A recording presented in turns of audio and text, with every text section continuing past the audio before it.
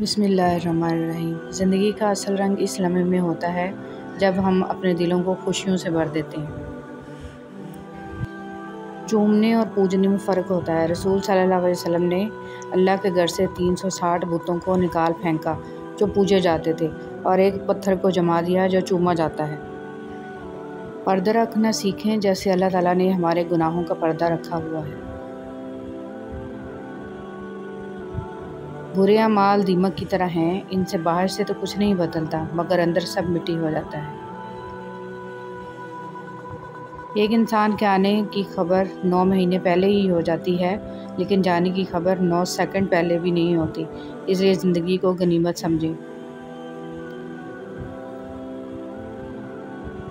پتہ نہیں ہم رب سے جڑنے کے لیے اپنے ٹوٹنے کا انتظار کیوں کرتے ہیں۔ ضروری نہیں کہ کچھ غلط کرنے سے دکھ ملے، حد سے زیادہ اچھا ہونے کی بھی قیمت چکانی پڑتی ہے۔ جب درد حد سے زیادہ بڑھ جاتا ہے تو انسان روتا نہیں، خاموش ہو جاتا ہے۔ پریشانیاں ہر ایک کی زندگی میں موجود ہیں، کوئی بھی ایک مکمل، آئیڈیل اور پرفیکٹ زندگی نہیں گزار رہا۔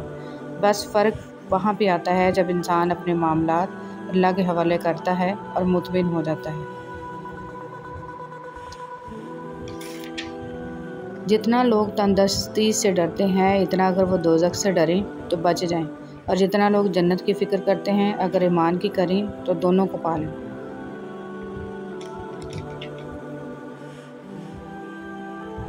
اور جس دن قیامت برپا ہوگی تو برے لوگوں کے ساتھ ان کے شریک بھی صدا پائیں گے اور جہنم میں جائیں گے، بے شک اللہ انصاف کرنے والا ہے۔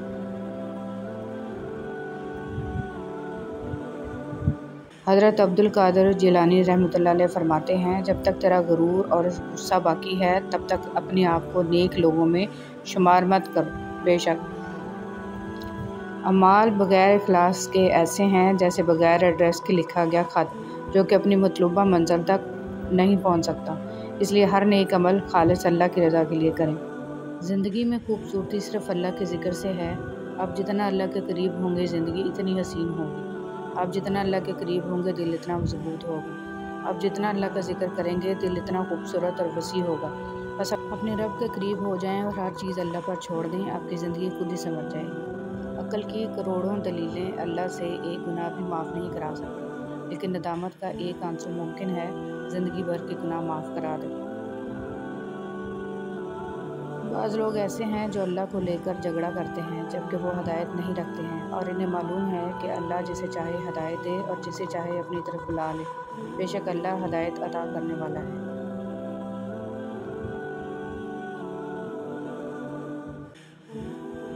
اور وہی تو ہے جو ہواؤں کو بادلوں میں ملاتا ہے اور پھر انہی بادلوں سے بارش برساتا ہے اور تمہیں اپنے رحمت کا سایہ عطا کرتا ہے، بے شک اللہ نہایت مہربان اور رحم کرنے والا ہے۔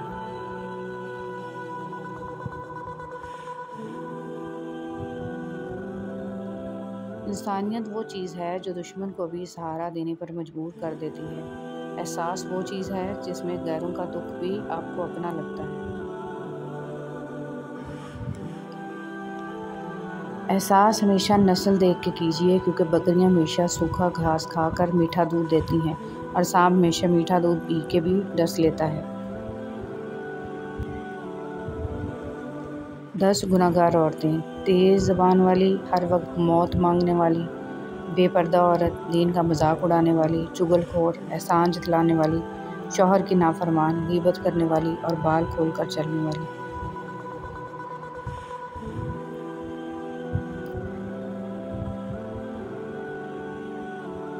قرآن مجید کی صورتیں اور ان کی فضیلت: سورہ فاتحہ اللہ تعالیٰ کے غضب سے بچاتی ہے، سورہ اخلاص منافقت سے بچاتی ہے، سورہ کافرون موت کے وقت کفر سے بچاتی ہے، سورہ فلق حادثوں سے بچاتی ہے، سورہ ناس وسوسوں سے بچاتی ہے، سورہ ملک عذاب قبر سے بچاتی ہے اور سورہ واقعہ فقر و فاقہ سے بچاتی ہے۔ حدیث مبارک: فرمان رسول عربی صلی اللہ علیہ وسلم، جو شخص عبادت کے لیے حلال مال سے کوئی عمارت یعنی مسجد بنائے، اللہ تعالیٰ اس کے لیے جنت میں موتی اور یاقوت کا گھر بنائے گا۔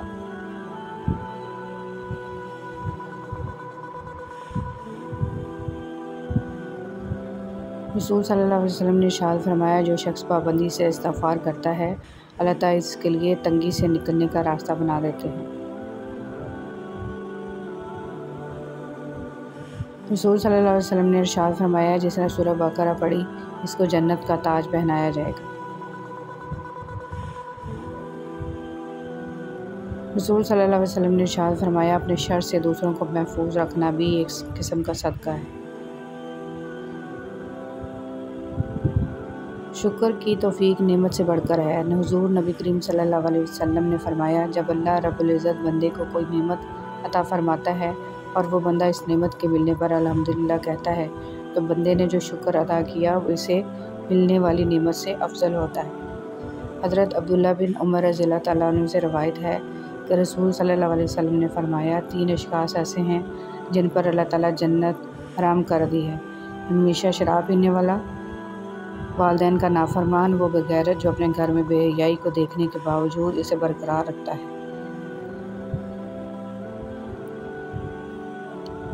رسول صلی اللہ علیہ وسلم نے فرمایا، مومن کی مثال پودے کی سب سے پہلے نکلی ہوئی ہری شاخ جیسی ہے، کوئی ہوا اسے کبھی جھکاتی ہے اور کبھی برابر کر دیتی ہے، اور منافع کی مثال صنوبر کے درخت جیسی ہے کہ وہ سیدھا ہی کھڑا رہتا ہے اور آخر ایک جھونکے میں کبھی اکھڑ ہی جاتا ہے۔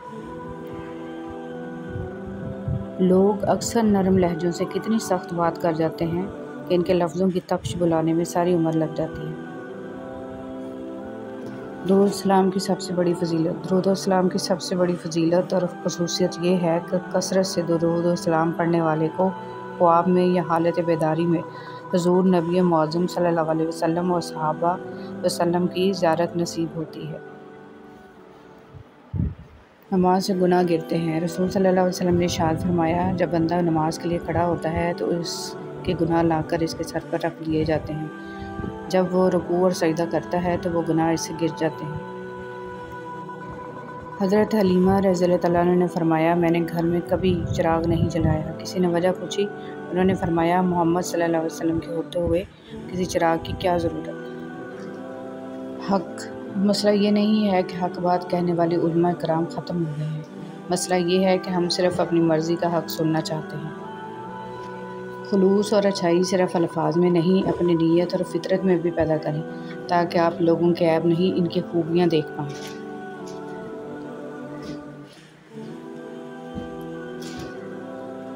خدا بھول چکا، زندگی آزمائش بن گئی، دعائیں قبول نہیں ہوتی۔ پوچھا، نماز فجر پڑھتے ہو؟ بولا، آنکھ نہیں کھلتی۔ جس کو تم پریشانی سمجھ رہے ہو سکتا ہے کسی اچھے وقت کا آغاز ہو۔ جب حضرت یوسف علیہ السلام کنویں میں گرائے گئے تو انہیں معلوم نہیں تھا کہ یہ نئے سفر کا آغاز ہے، پیغمبری کا سفر، بادشاہت کا سفر۔ جہاں ایک دور ختم ہوتا ہے وہیں سے دوسرے دور کا آغاز ہوتا ہے۔ ان اللہ علی کل شیء قدیر۔ والدین کی خدمت جنت کا دروازہ ہے۔ خوش نصیب لوگ اس دروازے کو زندگی میں اور بد نصیب ان کی موت کے بعد ڈھونڈنے کی کوشش کرتے ہیں۔ سکھ اور دکھ اپنی تقدیر سے ملتے ہیں، امیری اور غریبی سے اس کا کوئی لینا دینا نہیں ہے۔ رونے والے عالی شان محلوں میں بھی روتے ہیں اور جن کی قسمت میں خوشیاں لکھی ہوں وہ جھونپڑی میں بھی ہنستے ہیں۔ اگر لوگ آپ کو قبول نہیں کرتے تو بھی مایوس نہیں ہونا، کیونکہ لوگ اکثر چیزیں چھوڑ دیتے ہیں جن کی وہ قیمت دے نہیں سکتے۔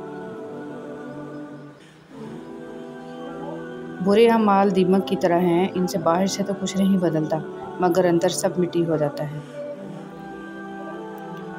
لوگوں کے جذبات کا احترام کریں، اگر وہ آپ کے لیے کوئی معنی نہیں رکھتے تو بھی ہو سکتا ہے آپ ان کے لیے بہت معنی رکھتے ہوں۔